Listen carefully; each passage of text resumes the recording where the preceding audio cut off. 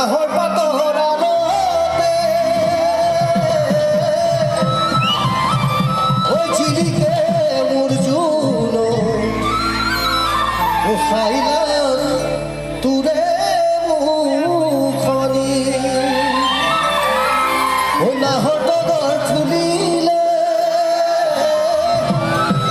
ফুলিলে মোৰ শেৱালি ঐ মৰমত কপে বুকুখনি সকলোৱে ফূৰ্তি কৰক বেছি সময় নাই ইয়াত বোলে 10টাত অনুষ্ঠান শেষে হৈ যায় ফূৰ্তি কৰক সময় থাকোঁতে